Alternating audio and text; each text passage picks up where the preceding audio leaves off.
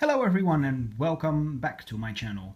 It has been a long time, I've missed you all, I've missed making videos, but I am back. Now unfortunately I do not have enough product to open, so it will not be a booster opening. However, I have a lot of knowledge from history and such, and I wish to instill that on you. Now then, there is a card game called Anachronism from, yes, History Channel, back before when they made those horrible shows about ice truckers and men in the wild. I don't know why. But when they actually had history shows on it, documentaries and such.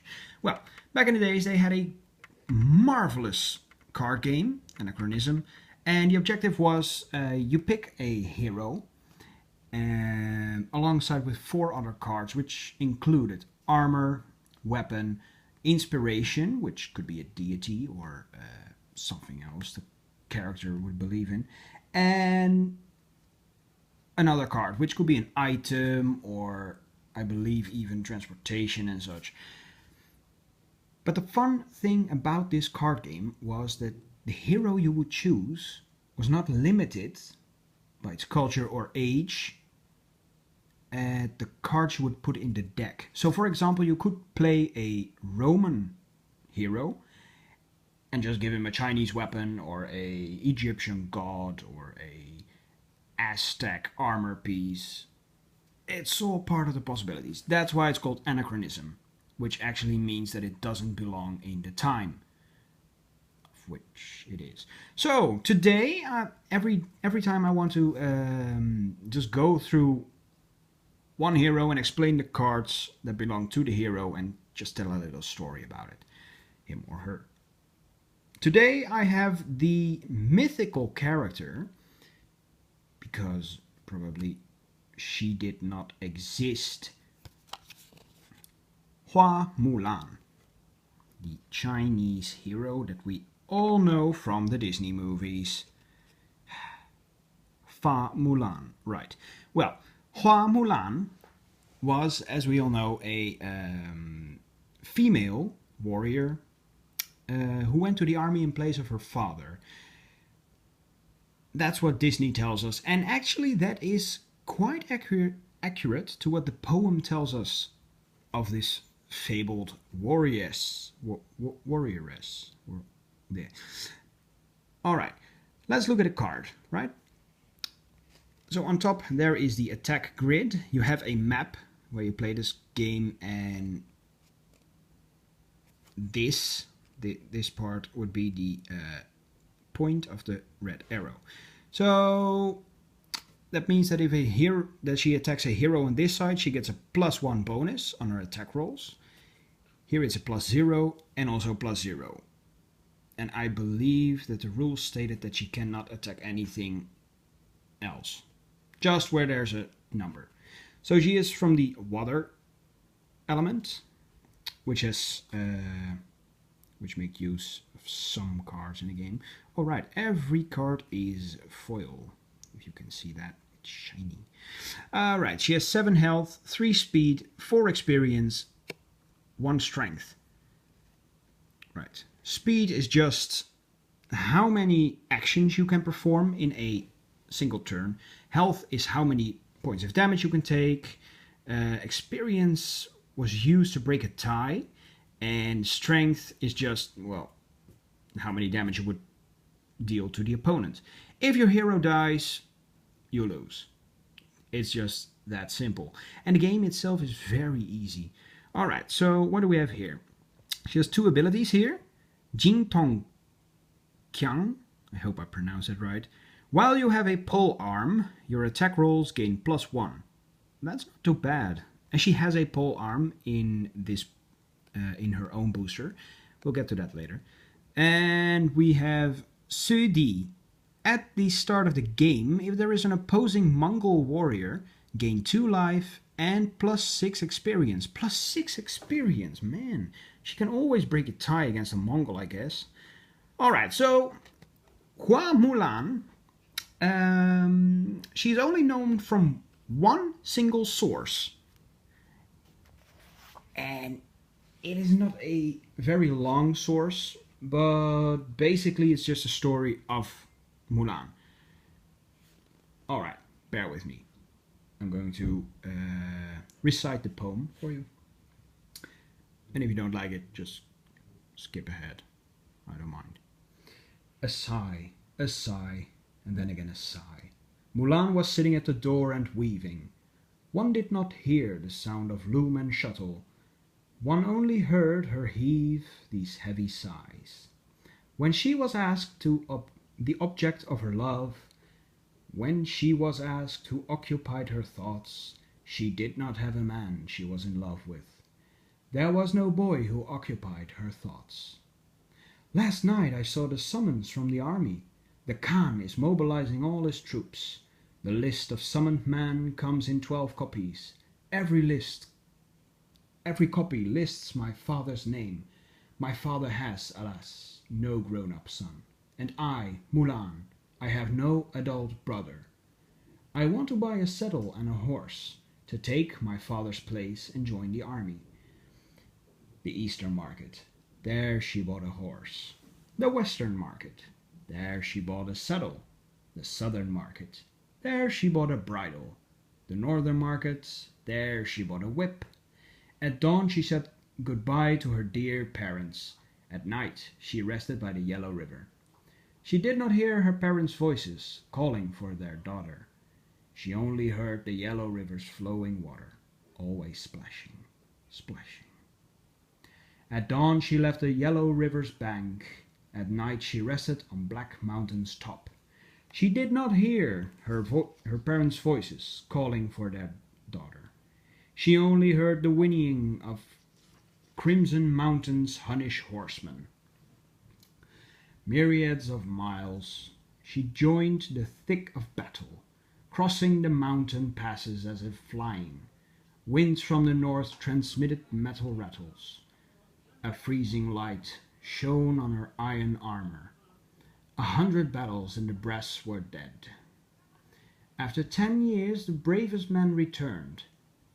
When they returned, they met the Son of Heaven. The Son of Heaven seated on his throne. Their honorary rank went up 12 steps, and their rewards were counted in the millions. The Khan asked Mulan what he might desire. I, Mulan, do not care for an appointment here at court. Give me your racer good for 1,000 miles, to take me back again to my old hometown. Hearing their daughter had arrived, her parents went out the city, welcoming her back home. Hearing her elder sister had arrived, her sister put on her bright red outfit at the door. Hearing his elder sister had arrived, her brother sharpened his knife that brightly flashed in front of pigs and sheep. Open the gates to my pavilion on the east. Let me sit in my old western room. I will take off the dress I wore in battle. I will put on the skirt I used to wear. Close to the window she did up her hair. Facing the mirror she applied makeup. She went outside and saw her army buddies. Her army buddies were all flabbergasted. We marched together for these 12 long years and absolutely had no clue that Mulan was a girl. The male hare wildly kicks its feet. The female hare has shifty eyes. But when a pair of hares run side by side, who can distinguish whether I in fact am male or female? That is the poem of Mulan. Well, as you can all see, the story is the same as the movie, except for the battle scenes take longer, the time in the army takes longer, they didn't record that in the poem. But everything else, yeah, it seems fine. So we know Mulan. Now, next to the next card of Mulan is the Qiang, which supposedly means spear. It's just simple as that. Now then, you have here a different battle grid. You can make the choice to either make a melee attack or a weapon attack. If you do the melee attack, you can only use this grid. Use the weapon attack, and you get this grit and this strength. Now then, there's a number here on top, that's the initiative. Each turn you open one card. You have a deck of 5, so a game does not take that long. And the one with the higher initiative gets to go first that turn. So this is 4. I believe it's 7. No, wait. Even 9. 9 is even there. So that's not too much. So it's a Chinese weapon, polearm, 2 hands. Alright. It has one ability, Quan Feng.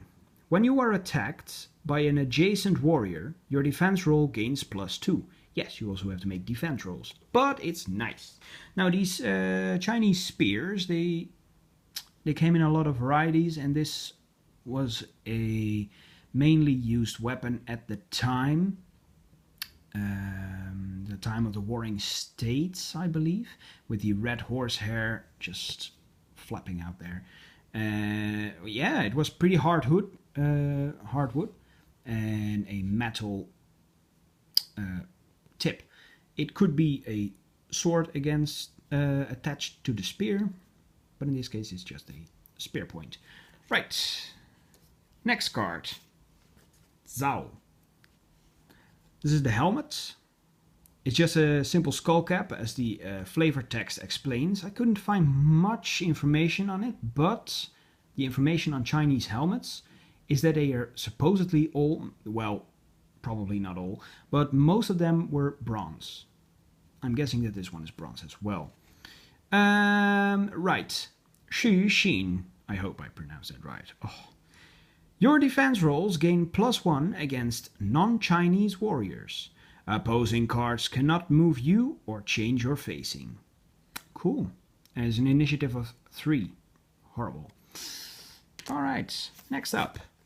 Shenkai de Mulan Hua.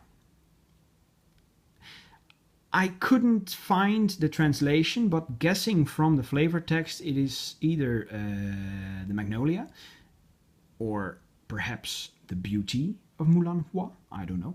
Maybe it symbolizes something of the beauty. It's just my guess. If you know it, please leave a comment please leave a comment below. I would love to know. Initiative 4. Again. And it has one ability, Nu Xing Ji Mei. Before a tide roll is broken by experience, you may discard this card. If you do, your roll gains +1 and you gain 2 life. Wow. Okay, that's pretty cool if you have a lot of ties. Cool. And we see Mulan here holding a magnolia. Right. Last card. The inspiration. It's a deity. Zhu Rong. It has an inspiration of 3, so that's terrible. And it is Zheng Yi de Tu Shi. Reveal.